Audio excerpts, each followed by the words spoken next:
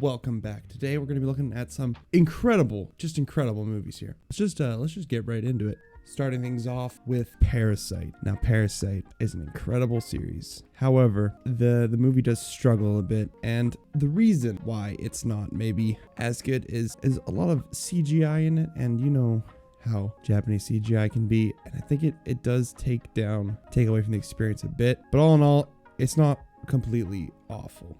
I think the second one is, however, a little bit worse.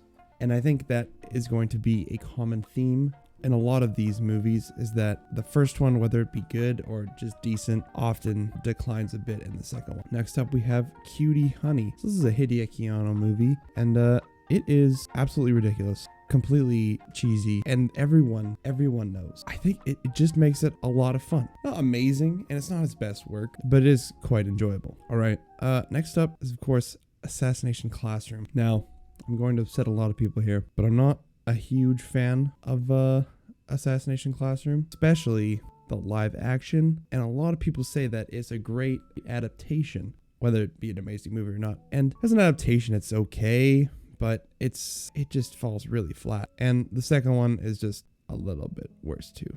All right, Dragon Ball Evolution. I don't think I need to talk about it. We all know how bad it is, right? Is there an aspect of it that's enjoyable? A lot of people say it's a so bad it's good movie, and do I agree? No. The final fight is hilarious because it's so bad, but that's it. The rest of the movie is slow and it's brutal, and it's rough. It's rough. All right, next up, we have a fan favorite, apparently, and that would be Alita. And if you didn't get it in my voice, I disagree that this is good. I think it's incredibly mediocre. Yes, CGI, pretty dang good for the most part. The story itself, it's Alita, right? So it's okay, I guess. Sorry. It's the eyes for me, right? Because you broke rule number one, and you don't give live action characters anime aesthetic. And that's something that some of these do really well, and we'll talk about that. But Alita, it looks off the whole time. I know a lot of people get used to it and say, yeah, it's fine. I never got used to it, and I was just uncomfortable the whole movie. Edge of Tomorrow, which is not based on an anime, but a manga. Well, technically most of these are based on mangas, but there's no anime adaptation of this manga, which is All You Need Is Kill. Awesome title, by the way. Highly recommend. Is very short too, and this movie is pretty good. Tom Cruise, of course, you've got some great action. The overall aesthetic, pretty enjoyable, and it ends up being a pretty decent sci-fi movie as well. I'm a sucker for that, time loop plot when it's done well. It's been done a lot, and a lot of it sucked, but when it's done well, I just can't help but enjoy it, Next up is Tokyo Ghoul. Now, there are two of these, and I've only seen the first one, so it is not great. Yeah, no, and a problem with a lot of these is the majority of them are just like the most mediocre movies, the most 5-6 out of 10 movies you will ever watch. I don't know, what's some of the airplane movies, right? You watch them and you're like, I guess it's something, and then it ends. You're like, wow, that kind of wasn't amazing, but whatever.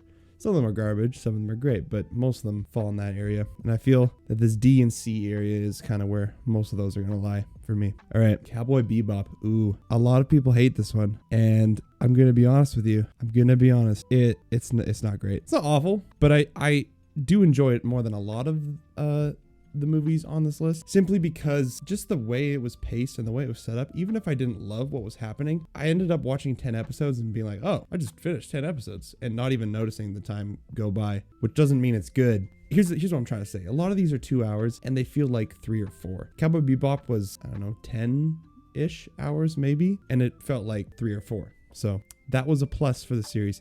Genuinely enjoyed John Cho as Spike, and yeah, that's kind of where the positives end. The music's still great. Original composer's back, so obviously. All right, moving on. Death Note. Here's what I'll say. The Death Note movie is pretty good. I'll put an A. Feel comfortable with A?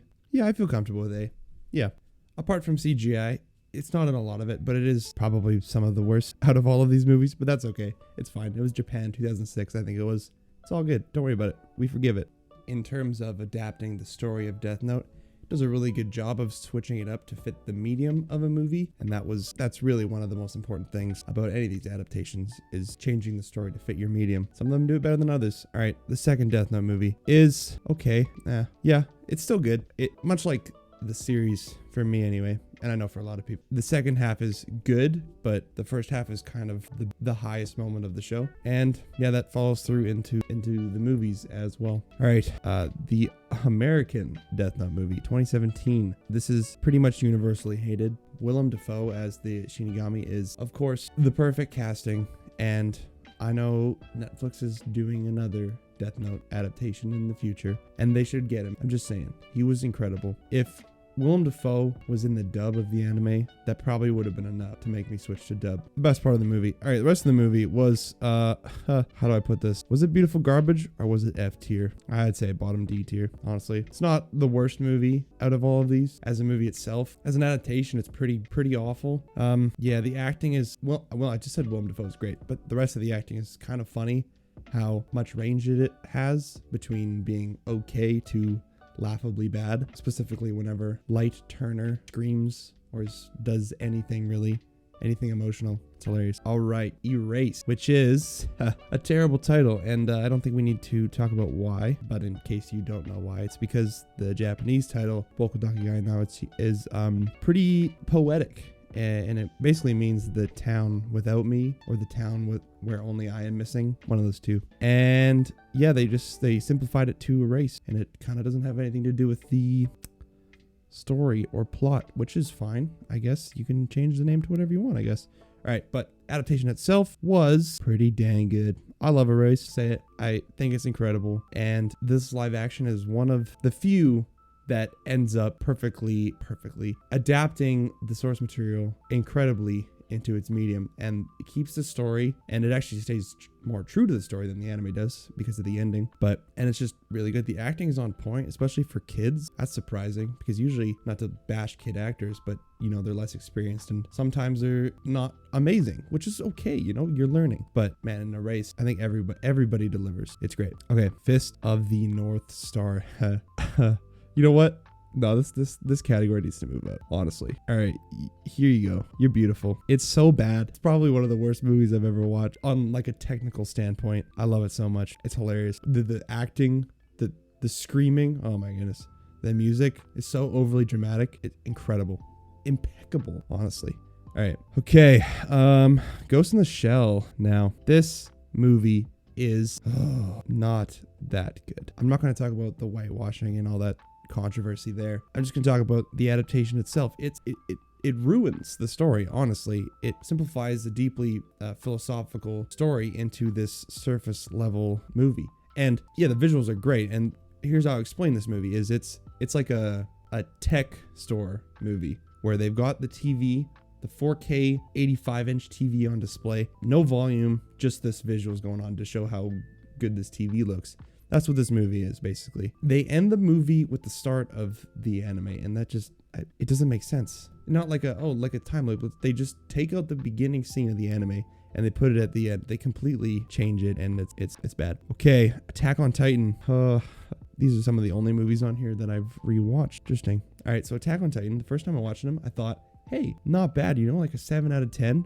Second time I watched them, yeah, that 7 definitely reduced to like a 4 or 5. Shiro Sagisu's music is just incredible. Just too bad that the volume of the movie is on 20 at all times and the music volume is on like 4. It's sad. Adaptation itself, I don't think I need to tell you how poorly it ruins the story because they only on, I think season 2 maybe is where they got to. Yeah, it's sad, but because of the music, it makes it not a terrible experience. And because of Higuchi's special effects work, also not a completely awful experience. Whoops, that's not up there. Where are you going? Oof. And I don't know which one I like more or which one's worse because both of them are okay at best and pretty bad at worst. And yeah. All right, Bleach. Bleach, I'm going to be honest with you. I did not enjoy Bleach, but it was not completely awful. Cosplay, absolutely. You know, music, I mean, come on. Again, Shiro Sagisu did the music for the anime, and it's not going to be the same. It's not going to be. All right, 20th Century Boys. Very good adaptation. They range from, okay, I'll go in B. I lied. Put all 3 of them there. I don't know which one's the best one, but the first one's probably the worst. Rooted in reality, sort of. I say that because There's Syndrome's robot from the end of Incredibles in the third one, and robots in all of them. But still, the dialogue, I'm saying, is rooted in reality. These movies, I think a problem is that half of these movies are pretty boring and slow and kind of difficult to get through, and then the other half is like incredible moments where you're like, oh my goodness, what's happening? Like, for example, the second one, I think it takes about 2/3 of the movie of mostly uninteresting stuff, not completely uninteresting, but just really slow. I'm not getting into it, and like the last, I don't know, 30 or 40 minutes of the movie is intense highs that the movies never reach again. And it builds up the tension, and it's incredible. All right, Lupin the Third is like Lupin the Third without the charm of Lupin the Third. So yeah, it's not great. This one, I Want to Eat Your Pancreas, I believe. I can barely see it. Yes, actually, not bad. The story's beautiful, obviously. You know what? No, I can put you in it, not you. It's emotional, it's beautiful, and they put it into live action. Nice. Speed Racer. Now, I know a lot of people either hate this movie or love this movie. To be honest, I'd say high C. The worse this movie looks, the better it is. The green screen is brutal, but it almost feels like it's supposed to be brutal, maybe because it is. And yeah, it doesn't ever take itself seriously, and kind of just a fun time, but nothing more than that. My Love Story. Honestly, this movie was hilarious. Not in an amazing way, but I chuckled to myself while watching this. It was pretty funny. Eccentric, over the top, adapted the anime humor pretty well. All right, Comey Can't Communicate. So, Comey Can't Communicate is one of my favorites. But this live action was unfortunately pretty lackluster. Comey Can't Communicate is awkward because it's supposed to be awkward because everybody's awkward. They're teenagers in high school with social anxiety. Of course they're awkward. But the anime makes it enjoyable, to see them work through their awkwardness. Whereas as this live action one, they just felt like awkward people, and it was painful. It was painful to watch. And what's this one? From Today, It's My Turn, I believe, maybe. All right, this one is not great. If you're like, hey, you want proof that this does not work in live action, just watch this movie. And that's how I felt. Not saying anime humor doesn't work in live action ever, but this movie was just how not. That's how I felt. Okay, Full Metal Alchemist. You go down there. Let's not kid ourselves. Just gets worse and worse every movie. Yeah, they're brutal. I don't even want to talk about. I just want to move on. Let's just move on. Okay, Rurouni Kenshin. All right, here we go. Finally, they're so good. Okay, they're so good. The choreography and the katana work and all the fighting, it's incredible. It's some of the best I've ever seen, weirdly enough. And the acting, spot on. The cinematography, beautiful. The music, oh my goodness, it's epic. It's incredible. It's perfect. The movies themselves aren't, but definitely S tier, superior in terms of live action anime. And honestly, they're just incredible samurai. And I have not rewatched these, but I would definitely love to in the future. Okay, JoJo's Bizarre Adventure, Diamond is Unbreakable Part 1. Whew, all right. We love JoJo here. JoJo's amazing. This movie it's okay. Yeah. It's not great. It's not awful. It's kind of that middle lane, but hey, it's still JoJo, I guess. And it doesn't destroy the story. So that's nice. It's definitely missing. I want to talk about it more. Yeah, you go there. No. I'd watch you over Speed Racer again. Let's be honest. Yeah, it's missing what makes JoJo so great in terms of a lot of aspects that were prevalent in the manga and anime, which is it being so over the top. It of course still is here, but just not in the same sense. And you feel a little empty from it. But oh well. From Me to You, I think, is what this one's called. So this is the story of the girl who looks like the girl from The Ring and is sad because everyone's bullying her. To which I say, I just fix your posture. Your hair is not the only thing, because if you stand up, your hair is not always in your face. So just fix your posture, problem solved. It's not amazing like a lot of these movies, and you've probably heard me say it's not great too many times, but that'll change in not this one, but the next one. This is City Hunter, I think. Nope. What is this one? Can't see it. What is that? Oh, this is Space Battleship Yamato, I think. Yeah, Yamato. This one is like if Interstellar meets Star Trek meets Halo meets Attack of the Clones green screen. That's what this one is. And it's honestly, it's not bad. It's a good amount of fun. It's paced pretty well. The acting is fine. And yeah, the story's not bad. It's just pretty enjoyable. It's a fun movie. Honestly, you know what? B tier. Boom. Okay. Blade of the Immortal is just really, really good. It starts out in black and white, and he's just slaying dudes with the katana, and it's amazing. And I was really excited because I thought the whole movie was going to be in black and white. Then they switched to color, which was a cool transition, but I was still sad because I was hoping for a black and white samurai movie, which I guess just watch a Kurosawa movie, but I was really excited when it started, but it changed. But it was still a great movie, still a great story, great adaptation, incredible action, great acting, great music, great cinematography. I feel like with samurai movies, you just get like some of the best cinematography you've seen. And I don't know what it is. That just happens so many times. Gintama is, of course, S tier. Obviously, it's so good. It's so hilarious. Now, I said from today, it's my turn, is what not to do when adapting anime humor. And it's an example of why it doesn't work. Well, Gintama is everything to do, and it's why it does. It's so hilarious, so funny. Of course, Gintama is a parody, and I just find that hilarious. And they nail it. Hilarious. I've said it's hilarious so many times, but it's hilarious. What do you want me to say? All right, Black Butler. Okay, yeah. I think it sucks. It was a drag. This was one that was 2 hours and felt like 4. Yeah, it just didn't do it for me.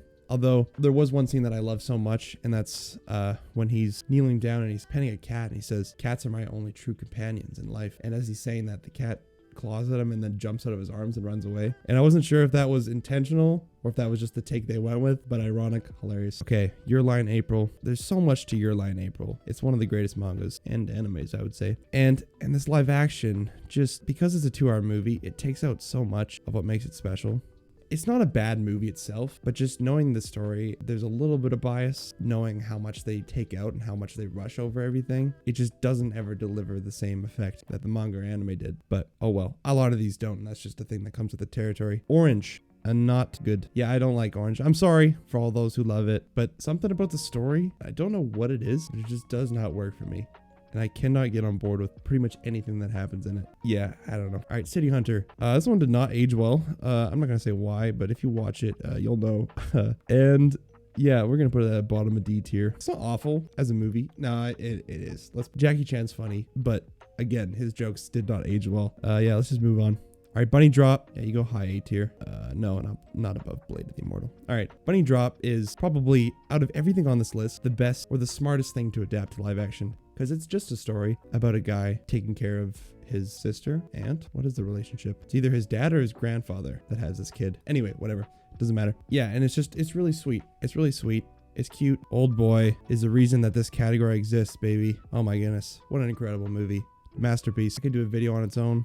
For Old Boy, it's what an incredible movie. I'm not gonna talk about it. I'm just gonna move on. Just watch Old Boy if you're of age, because there's a lot of stuff in it that's subject matter I'm talking is rough. It's disgusting, but it's incredible. Okay, Spike Lee's remake of Old Boy. Woohoo! This one is also just not even close to that. Honestly, it's probably not the worst movie on. Here you go. Boom, right there. It's bad. It sucks. It should not exist. And I know a lot of people say that about most movies on this list, but it shouldn't exist. I'm sorry. I'm not sorry. I lied. It's bad. It's brutal. Every time I'm watching a scene that is trying to copy the Korean Old Boy movie, I'm just reminded of, hey, I could be watching this other movie right now, but instead I'm watching this piece of garbage. Yeah, it's awful. All right, and now, don't mind this last one. I don't know why there's 2 Attack on Titan ones, but whatever. Now, everything that's left is from this year, 2023. So let's talk about that in order of release. Okay, Knights of the Zodiac. So this movie is with Mikenyu, and watching this was what took away my faith that he would be a good Zoro. So let's put this, right there. It's not that good. It's not the worst of everything I've seen, but it's yikes. Okay, Zom 100. Now this one is exciting because this anime has been releasing as well, and this movie came out, I think, when about 4 episodes of the anime had released, so I had not seen most of the story. So about the first half of this movie I understood, and I was like, hey, I can talk about how this adaptation is well or bad. And the second half I was like, oh, that's not what I wanted it to be, I'll be honest, but oh well. Anyway, the anime's continued, and it is not an amazing adaptation in that second half. It's not awful. And in some ways it works because it kind of takes a bunch of episodes during the second half and just compiles them into one plot point. And it doesn't work amazingly, but oh well. But yeah, the anime is way better, obviously. Same with most of these. But yeah, this movie itself was honestly kind of fun at times. I still don't love the second half of this movie, but the first half I think was pretty enjoyable. Okay, One Piece. Now this is the question. Everyone says One Piece is the best live action anime, but is it really? Where are we going to put it? Do I think it's better than Rurouni Kenshin? Do I think it's better than Old Boy? No, it's not better than Old Boy. Is it better than Rurouni Kenshin?